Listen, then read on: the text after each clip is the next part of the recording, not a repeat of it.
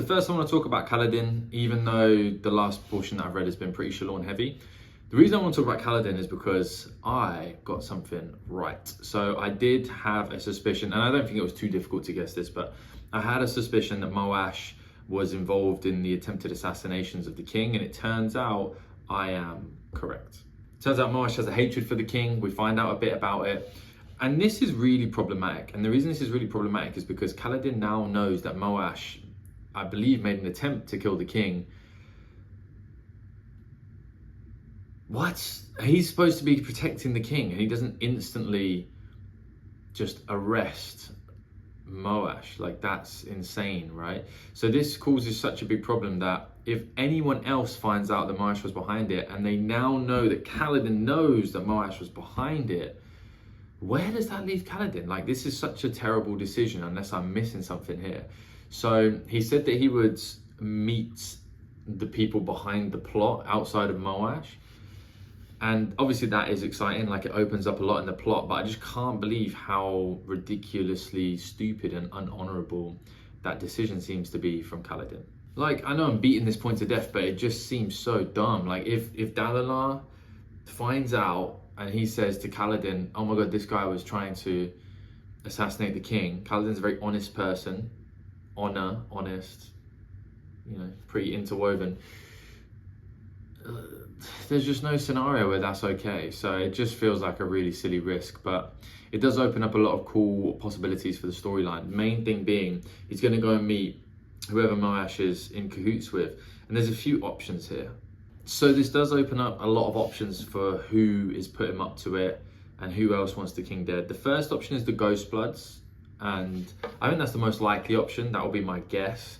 The second is potentially the puppeteer, whose name I've forgotten, but it's revealed at the end of the last book that he is the person who is controlling Zeph. And maybe he didn't think Zeph would get the job done on his own, so he's like funding another group to try and have the king killed, potentially, but less likely. The third option was that he's working under Sadeas and Amarim, and that doesn't make much sense because he has plenty of reasons to hate Sadeas, and he now knows that Amarim, or Amaram I should say, is like Kaladin's mortal sworn enemy. So that's extremely unlikely, unless one of those two is running the Ghostbloods and they don't realize it. So there's a lot of options there, but this last section was pretty Shallans heavy, so let's talk about Shallans.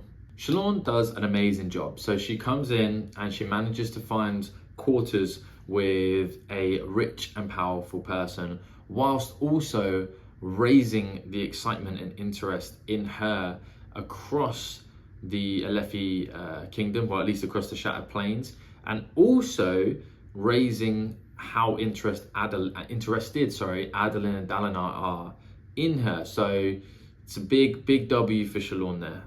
But the most important thing is she sneaks out, she uses her light weaving abilities, and she's been very experimental with these abilities, and I like it a lot. She's really taken to the idea that she needs to learn them.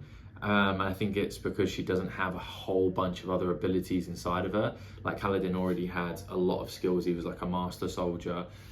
He was a surgeon. Like he had a lot to fall back on, whereas I don't think Shallans has that to fall back on. So she's really taken to the idea that this is her opportunity and these are the tools she has, which I really dig. So she sneaks out.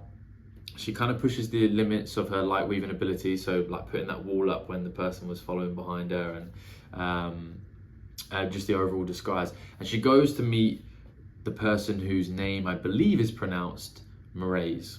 So Mraize gives the idea that he's very old as well.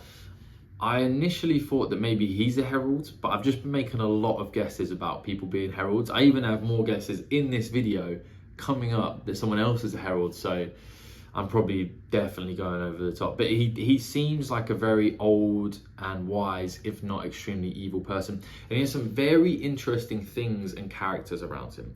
The first character around him is that woman. I can't tell if she is a woman or if she is a Parshendi or what the deal is with her, because her face seems to have grown onto the carapace in front of her. She has beady black eyes and she's just a bit creepy overall. But she's going to be interesting, so we're going to find out more about her. He has this weird creature with him. Don't know what that's all about, but I'm excited to learn more. And overall, that's kind of the crux of Mraize. I'm excited to learn more. Where does he fit into the story?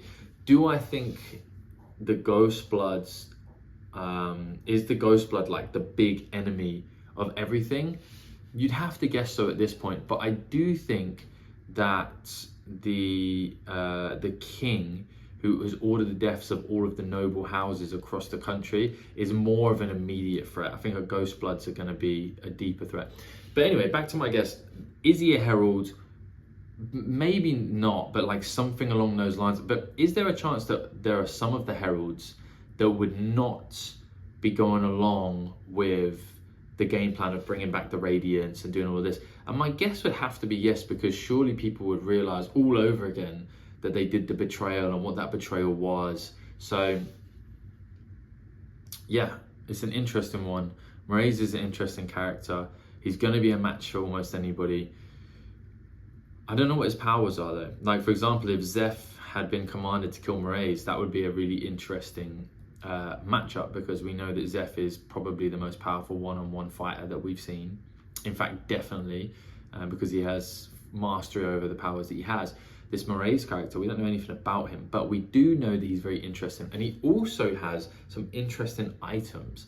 And this was awesome because there's a list of the items. I really have no guesses as to how they could be important, but they have to be important, I feel like, because they were listed and they're so eclectic and weird that it's going to be interesting to find out how they're important. So the items are, and there may be a few more than what I wrote down, but a vial of pale sand, there's some thick hairpins, and then also a branch with writing on it. No idea how they have significance, but they must be significant for them to be in that room. But by far the most important thing of that interaction is she is asked to go and spy on Amram. And this is, there's no doubt in my mind that this is how Kaladin and hers, Shallans storyline completely collide. And there's a few ways this could happen. Number one, maybe they both break in at the same time because Kaladin needs to try and figure out and get dirt on Amram, or at least try and kill him. But more likely, she breaks in, discovers one of two things.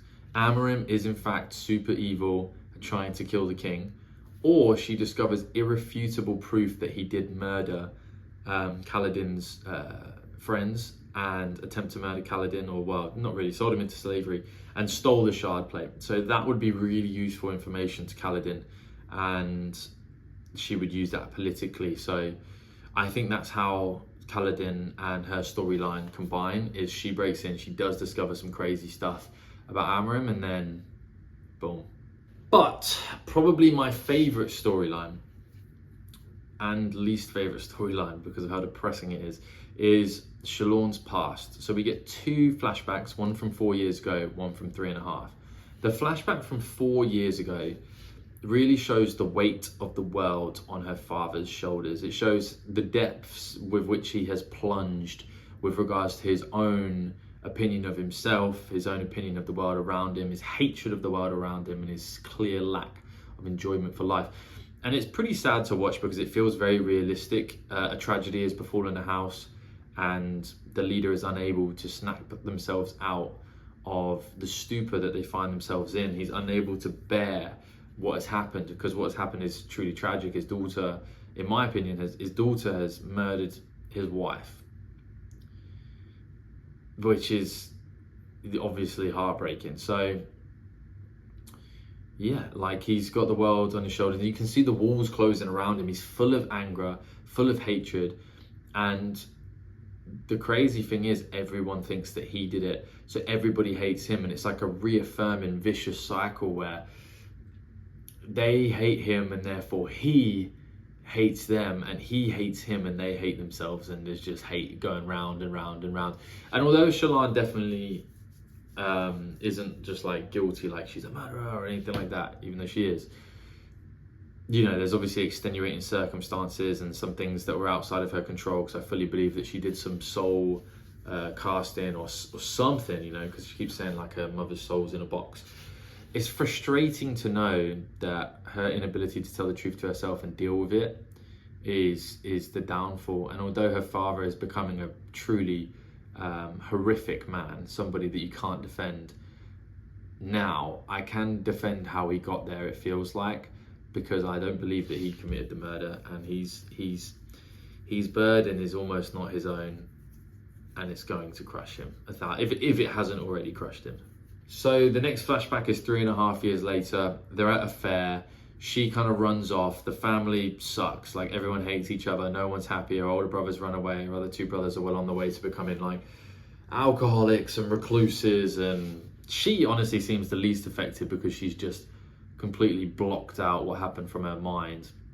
But obviously she's going to have to deal with that in the present day at some point, and that's going to be rough. And she meets another strange character with black hair. And if I'm not mistaken, she said that Mraize, the person that she met in the underground den that I was talking about a little bit earlier, he looked a bit like this person, if I'm not mistaken, or I might have got that wrong. But anyway, so she meets somebody next to the carriage where her brother is. No, in fact, she met that person before. That person met her brother, and that person was extremely surprised when he saw Shallan. My theory for this is this person maybe knows who Shallan is, or knows what she could be and what she's going to become, which would suggest maybe this person's a herald, even though I'm guessing everybody's a herald. But bear with me. So this person seems much older because he talks about trying to understand a long time ago, and he's not old in appearance, so that's what makes me think that. And I think he noticed what Shallan was or what she could do.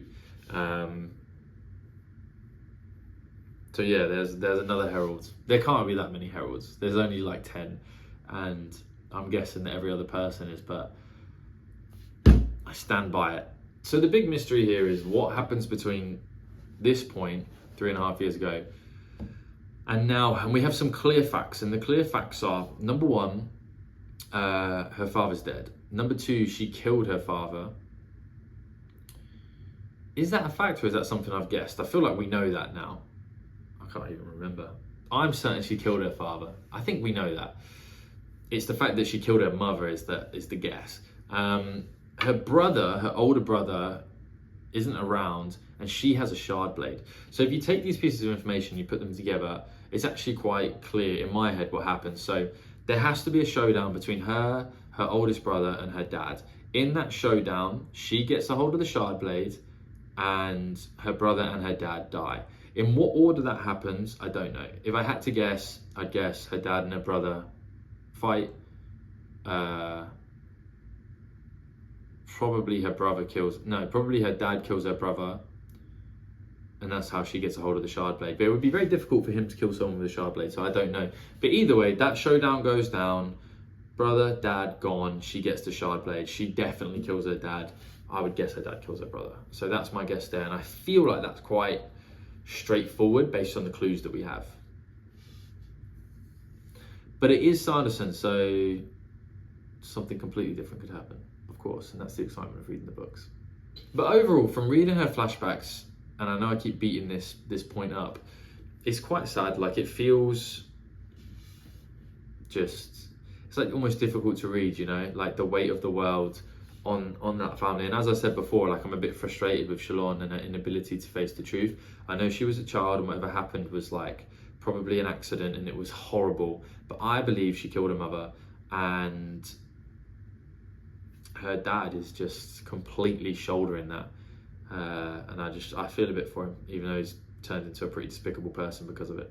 And I also feel bad for her brothers. Like, they seem to be completely innocent in this. Not that they're without their bad tendencies, like the other brother liking the dogs in pain and fighting. That's weird. Don't like that at all. But their lives have been thrown into ruin, and Shallan is now off on this gallivanting adventure with these powers, and as far as I know, her brothers are back on this island just having the worst time. So I feel for them. So a couple of interesting extras. One of them is in a head note, and the head note implies that the Radiance attacked the Heralds when they discovered that the Heralds had betrayed everybody. But I don't know. I'm just documenting that because that's how I interpreted it, but I might have interpreted it wrong. So I don't want to go into a long rant on that. But that was interesting. The other thing, the other extra, well, there's two. So the other and the other. The other is that Navani suggests that Yasna felt like it was her own fault that her father died. Why is that? I'd probably have to go back and try and reread the prologue again. But Navani feels like something she did or didn't do led to her dad dying. So that's something to book note and think about later. And the other thing is, if Shallans can so efficiently hide herself and pretend to be somebody else, who else is doing that? Because we already know that other Surge Binders are popping up. Most of them are probably similar to Shallan and Kaladin. They're just kind of figuring out what's going on and they don't have mastery of it. But Zeph has these powers. Zeph has a lot of similar powers to Kaladin, and therefore someone must have similar powers to Shallan, and that means that maybe somebody is not who they seem. And the other thing is, someone mentioned in the comments from a couple of videos back that the Ayman, I think their name was, in Risen's storyline where she visits the ginormous like creature things and then gets thrown off the side and breaks every bone in her body. The Ayman that's tied up is actually Axios the Collector, and I can't believe I missed that. And that's interesting because I really liked his interlude. I thought he was a very interesting character. I have no idea how it ties in, but I just wanted to mention thank you to the person who brought that up. I'm looking forward to seeing how his story unfolds. Please, please, please like and subscribe to the videos. I really appreciate it when you people do.